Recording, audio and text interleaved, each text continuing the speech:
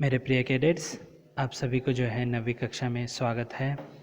अब तक हमने लगातार जो है गद्य भाग में से जो है वैज्ञानिक चेतना के वाहक चंद्रशेखर वेंकट रामन के बारे में अध्ययन कर रहे हैं। इसके लेखक जो हैं डी रंजन मालवीय जो आधुनिक साहित्यकार हैं। इन्होंने ज़्यादातर जो है वैज्ञानिकों के जीवनी के बारे में लिखा है।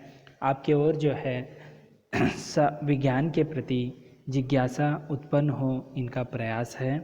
तो अब तक जो है हमने देखा कि सीवी रामन जो है किस तरह समुद्र यात्रा करते समय नीला क्यों होता है, समुद्र का रंग जो है उसके बारे में जिज्ञासा उत्पन्न किया।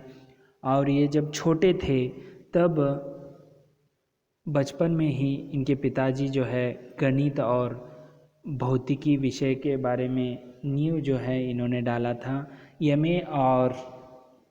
बीए और एमए की उच्च श्रेणी में पास होने के बाद जो है वेंकट रामन जो है शोध कार्य में जुटे रहे। उनका यही कहना था कि वे आगे इसी पूरा जीवन जो है इसमें ही बिताने वाले थे, लेकिन संप्रदाय के अनुसार सभी मेधावी छात्र जो है सरकारी नौकरी की ओर आकृष्ट होते हैं। उसी प्रकार रामन भी जो है कोलकाता में वित्त विभाग में जो है तैनात हो गए। वहाँ पर भी जो है अपना जो शोध कार्य जो है Indian association for the cultivation of science, वहाँ पर इन्होंने आगे जारी रखा। और इसी के अंतर्गत वे केवल दूसरे विषयों पर जो है प्रयोग शोध कार्य के साथ साथ वाद्य यंत्रों पर भी जो है उन्होंने बहुत सारा काम किया। वहाँ पर जो है विदेशी और देसी वाद्य यंत्रों पर जो बहुत सारे रिसर्च कर उन्होंने शोध पत्र जो है प्रकाशित किया। उसी बीच जो है सरकारी नौकरी जो छोड़कर इन्होंने 1917 में जो है कलकत्ता विश्वविद्यालय में जो है प्रोफेसर की पद पर नियुक्त हुए। और यहाँ पर जो है उन्होंने बहुत सारा शोध कार्य किया, अध्ययन के साथ साथ अध्यापन भी किया, शोध कार्य करते रहे। इसी बीच जो है 1921 को जो समुद्र यात्रा करते समय उनके दिमाग में एक जो है प्रश्न उमड़ता है, वो था कि समुद्र का पानी जो है नीला रंग क्यों है। तो इसी बीच वह शोध कार्य के बीच में जो है वहाँ पर उन्होंने जाना कि ये ठोस रवेदार तरल जो है किरण के जो है टकराव की वजह से जो है बहुत सारा परिवर्तन होता है। और इसी बीच उन्होंने जाना कि जो रंग हैं, जैसे कि किरणों के टकराव से जो है रंगों का यहाँ पर उन्होंने 7 रंगों के बारे में यहाँ पर बताया कि बैंगनी रंग का प्रकाश जो है ज़्यादा होता है। और उसी बीच जो है दूसरा है नीला, उसके बाद आता है आसमानी, उसके बाद हरे, पीले, नारंगी, लाल जो है अंतिम जो है इसका प्रभाव कम होता है। उसी बीच जो है भौतिकी क्षेत्र में इन्होंने बहुत सारा जो है तरक्की किया। तो इसी बीच जो है पहले के जो लोग थे, इन्हें आइंस्टाइन ने इस परमाणु का जो है प्रोटॉन का उन्होंने जो है उजागर किया। उसी बीच जो है आइंस्टाइन के पूर्व जो है प्रकाश को केवल तरंग के रूप में जाने करते थे। जब इस प्रोटॉन को जो है प्रोटॉन के रूप में है, ऐसे जो आइंस्टाइन का जो है पूरा जो है सत्य करके दिखलाया रामन के जो है पहले जो है इन कणों को देखने के लिए इंफ्रारेड स्पेक्ट्रोस्कोपी का सहारा लिया जाता था। लेकिन जब रामन स्पेक्ट्रोग्राफी को इन्होंने जो है नया शोध किया, तो इससे जो है आणविक और परमाणु का जो है संरचना का सीधा से अध्ययन करने के लिए इजी हो गया, आसान हो गया। तो इसी बीच जो है ये सब होने पर इसी प्रकार जो है रामन इफ़ेक्ट का इन्होंने जो है एक शोध किया, उसमें ये सब कुछ बताया गया है। तब ये सब देखकर जो है विश्व के सभी विज्ञानों में इनका जो है औहदा बढ़ गया और इन्हें बहुत सारे पुरस्कारों से सम्मानित किया गया। ठीक है, तो 1924 में जो है रॉयल सोसाइटी से की सदस्यता मिली। 1929 में इनको सर की उपाधि मिली। और सबसे जो विश्व के सर्वश्रेष्ठ पुरस्कार जो हैं भौतिकी क्षेत्र में नोबेल पुरस्कार मिला। तो यहाँ पर आप देख सकते हैं किस प्रकार है। तो उसी प्रकार इनको जो है फिलाडेल्फिया से इंस्टीट्यूट से उनका फ्रैंकलिन पदक मिला। सोवियत रूस का अंतर्राष्ट्रीय लेनिन पुरस्कार मिला। और 1954 में जो है रामन को देश के सर्वश्रेष्ठ सम्मान भारत रत्न से सम्मानित किया गया। यह एक बहुत ही देश को जो है आन शान बढ़ाने का और गौरवशाली बनाने का एक बहुत बड़ा इनका दायित्व बना। और ये तब से जो है विश्व विख्यात बन गए। तो चलिए यहाँ तक हमने जो है देखा था। अब हम आगे बढ़ते हैं। भारतीय संस्कृति से रामन को हमेशा ही गहरा लगाव रहा। तो आपको पता है उनका आपने चित्र देखा होगा। रामन जो है कोट के साथ साथ ऊपर जो है पगड़ी कभी उन्होंने छोड़ा नहीं है, लगाव था। उन्होंने अपनी भारतीय पहचान को हमेशा अक्षुण्ण रखा। अक्षुण्ण यानी अखंडित, इसका खंड कोई नहीं कर सकता। भारतीय संस्कृति को ये उजागर किया। अंतर्राष्ट्रीय प्रसिद्धि के बाद भी उन्होंने अपने दक्षिण भारतीय पहनावे को नहीं छोड़ा। इतने विश्व विख्यात होते हुए भी जो है भारतीय पहनाव को उन्होंने नहीं छोड़ा। आपको देखा होगा रामन का जो है पगड़ी जो है हमेशा देखने के लिए मिलता है। वे कट्टर शाकाहारी थे और मदिरा से सख्त परहेज यानी रोकना बंद रखते थे। यानी यह एक कट्टर शाकाहारी या नॉनवेज नहीं लेते थे शाकाहारी होने के कारण। और मदिरा यानी जो मद्यपान है वह उससे दूर रहते थे। जब वे नोबेल पुरस्कार प्राप्त करने स्टॉकहोम गए तो यानी नोबेल पुरस्कार लेना है तो स्टॉकहोम जाना पड़ता है। हमें भारत रत्न भी जो है राष्ट्रपति के भवन में दिया जाता है। उसी प्रकार आयोजित पार्टी में जब उन्होंने शराब पीने से इनकार किया तो एक आयोजक ने परिहास यानी चेष्टा जोक करना, ठीक है, आयोजित किया गया था एक पार्टी का। तो उसमें रामन को भी बुलाया गया था। तो रामन के ऊपर एक आयोजक ने जो वहाँ के एक आयोजक ने परिहास किए और कहने लगा, उनसे कहा कि रामन ने जब अल्कोहल पर रामन प्रभाव का प्रदर्शन कर हमें आह्लादित यानी आश्चर्यचकित करने में कोई कसर नहीं छोड़ी। वह लिक्विड के अंतर यानी उन्होंने शराब में भी जो है वो रामन इफेक्ट को दिखाया। ऐसे वह एक आयोजक कहते रहे कि रामन जो है अल्कोहल में भी जो है उनका रामन इफेक्ट का जो है परिणाम दिखाया, कसर नहीं छोड़ी यानी उसमें दिखाने के लिए। तो रामन पर अल्कोहल के प्रभाव का प्रदर्शन करने से परहेज क्यों? देखिए एक हंसी का भी एक जोक यानी हंसी भी चेष्टा भी यहाँ पर आप कह सकते हैं। तो अल्कोहल पर जो है रामन का इफ़ेक्ट दिखाया, लेकिन यह अल्कोहल का इफ़ेक्ट जो है रामन पर क्यों नहीं गिरा, ऐसे एक उन्होंने आयोजक ने जोक किया। चलिए तो आगे बढ़ते हैं।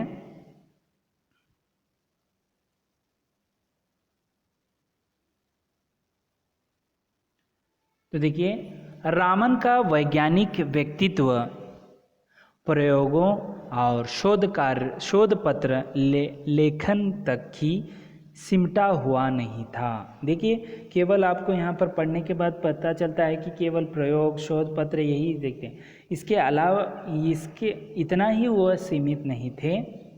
उनके अंदर एक राष्ट्रीय चेतना थी और वे देश में वैज्ञानिक दृष्टि और चिंतन के विकास के प्रति समर्पित थे। क्योंकि ऐसे क्यों चिंतन किया होगा? क्योंकि वे जब शोध कार्य करना चाहते थे उनको बहुत सारे दिक्कत आई थी। उनको नौकरी के साथ साथ जो है वे प्रयोगशाला में जो है कम साधनों में भी उन्होंने प्रयोग किया। तो यह प्रयोग यानी वह चिंता उनमें खटक रही थी। उन्हें अपने शुरुआती दिन हमेशा ही याद रहे जब उन्हें ढंग की प्रयोगशाला और उपकरणों के अभाव में, ठीक है, ढंग की प्रयोगशाला और उपकरणों के अभाव में काफ़ी संघर्ष करना पड़ा था।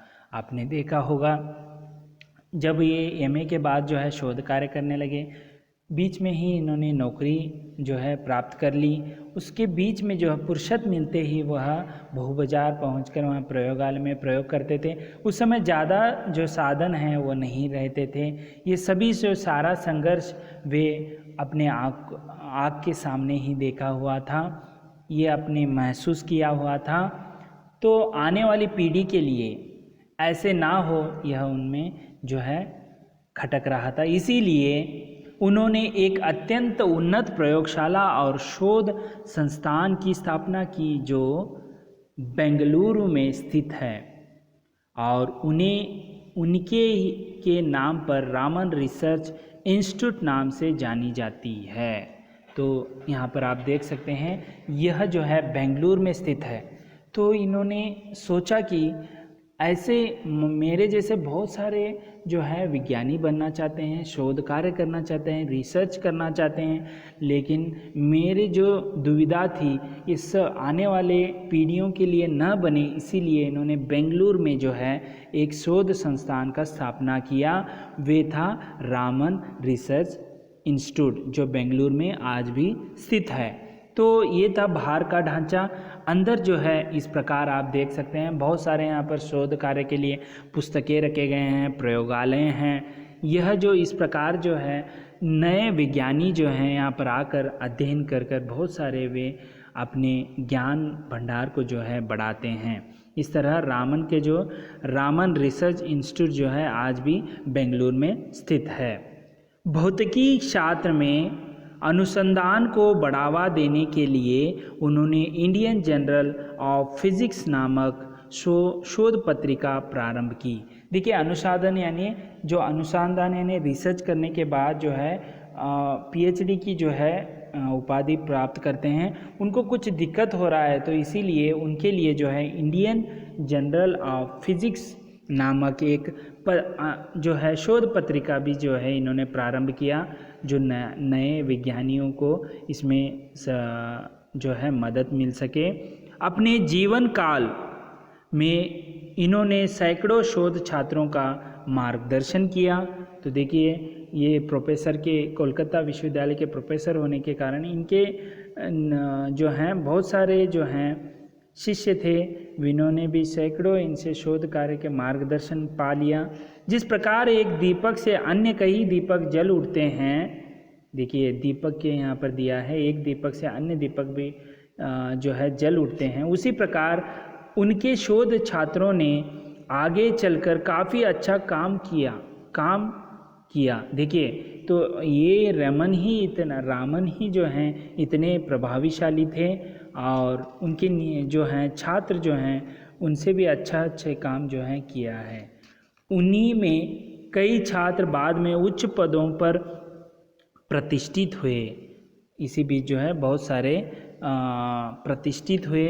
विज्ञान के प्रचार प्रसार के लिए वे करंट साइंस नामक एक पत्रिका का भी संपादन करते थे। देखिए प्रचार विज्ञान का जो है बहुत सारे लोग जो हैं इससे परहेज हैं, उसे जानने के लिए प्रचार और प्रसार करने के लिए इन्होंने एक करंट साइंस नामक एक पत्रिका का भी जो है इन्होंने पत्रिका का संपादन भी किया।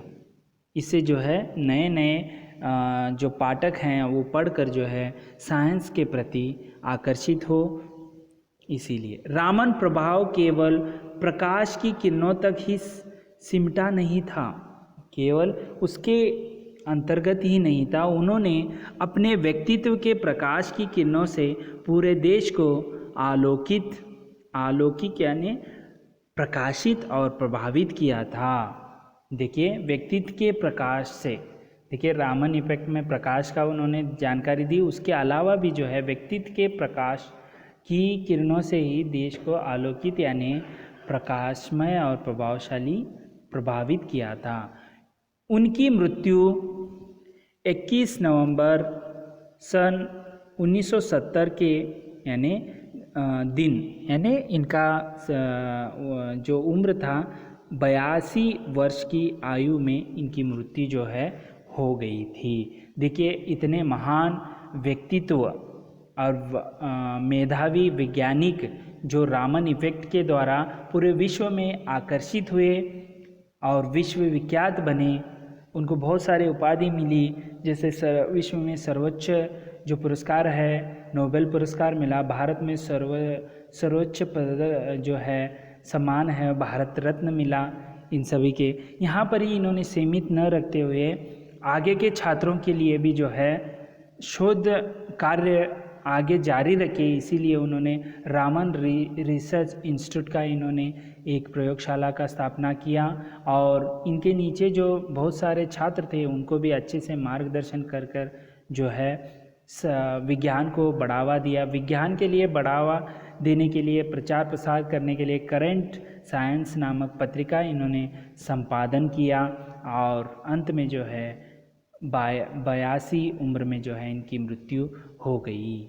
तो यहाँ पर अंत में जो है आप सभी देखा कि रामन किस तरह जो है अपने संघर्षमय जीवन में जो है विज्ञान के प्रति जो है शोध कार्य के प्रति जो आकृष्ट रहे, कर्मठता की वजह से वे सफलता हासिल की। तो अंत में जो है लेखक आपके लिए, पाठकों के लिए एक संदेश देना चाहते हैं जो इस प्रकार है। रामन वैज्ञानिक चेतना और दृष्टि की साक्षात प्रतिमूर्ति थे। वैज्ञानिक चेतना के जो है दृष्टि से एक साक्षात प्रतिमूर्ति थे। ठीक है, उन्होंने हमें हमेशा ही यह संदेश दिया कि हम अपने आसपास घट रही विभिन्न प्राकृतिक घटनाओं की छानबीन एक वैज्ञानिक दृष्टि से करें। देखिए, यहाँ पर कहने का पाठकों को यही है कि लेखक कह रहे हैं कि हमें तो प्रकृति में जो है हम प्रकृति को आस्वादन करें, उसके साथ साथ घटने वाले घटनाओं के इसका कारण क्या है यह वैज्ञानिक दृष्टि से देखिए, यह आपको कहने की कोशिश यहाँ पर कर रहे हैं। तो आगे कहते हैं, देखिए, तभी तो उन्होंने संगीत के सुर, ताल और प्रकाश की किरणों की आभा के अंदर से वैज्ञानिक सिद्धांत खोज निकाले। इसी प्रकार जो है इन्होंने वैज्ञानिक जो है प्रकाश की किरणों की आभा के अंदर के वैज्ञानिक सिद्धांत को इसी के वजह से जो है खोज निकाला। जो सभी हम देख रहे हैं कि समुद्र का पानी नीला होता है, सेब जो है पेड़ से गिरते हैं, लेकिन खोजने वाले जो हैं बहुत विरल हैं। हमारे आसपास ऐसी न जाने कितनी ही चीज़ें बिखरी पड़ी हैं, ऐसे कई चीज़ें बिखरी पड़ी हैं जो अपने पात्र की तलाश में हैं। जो ऐसे तो पाठकों को या कैडेट्स को हो यही कह रहे हैं कि ऐसे कई चीज़ें बिखरे हुए हैं, उसे वैज्ञानिक दृष्टि से देखिए, ये ऐसा क्यों है उसे जानने की कोशिश करिए। जरूर है रामन के जीवन से प्रेरणा लेने की और प्रकृति के बीच छुपे वैज्ञानिक रहस्य का भेदन करने की। तो भेदन यानी डिस्कवर करने की। तो अंत में लेखक यही कहते हैं कि आपको प्रेरणा मिला होगा कि रामन के जीवन से, तो प्रकृति के बीच रहने वाले आप छिपे हुए बहुत सारे वैज्ञानिक रहस्यों को आप जो है भेदन करना है। अभी भी बहुत सारे जो हैं प्रकृति के जो हैं बहुत सारे यहाँ पर जो है वैज्ञानिक रहस्य छुपे हुए हैं। उन रहस्यों को वैज्ञानिक रूप से जो है रहस्य को भेदन कर कर, डिस्कवरी कर कर आप भी एक नए वैज्ञानिक रूप में जो है बन सकते हैं और उनकी जो है संघर्षमय जीवन से आप प्रेरित होकर आप भी जो है अच्छे से जो है इसकी क्षेत्र में बढ़ेंगे, ऐसे इस पाठ के अंतर्गत लेखक कहने की कोशिश किया है। इस प्रकार आज हमने वैज्ञानिक चेतना के वाहक चंद्रशेखर वेंकट रामन, उनकी संघर्षमय जीवन और किस प्रकार उनके लगाव था शोध कार्य की ओर और छोटे छोटे विषयों पर वैज्ञानिक दृष्टि से रहस्य को भेदन करके बहुत ही विश्वविख्यात बने, ये सभी अध्ययन जो है हमने पृथक पृथक किया। अभी यह पाठ यहाँ पर ही समाप्त होता है। अगले वीडियो में हम अगले लेसन के साथ फिर से उपस्थित होंगे। तब तक के लिए धन्यवाद।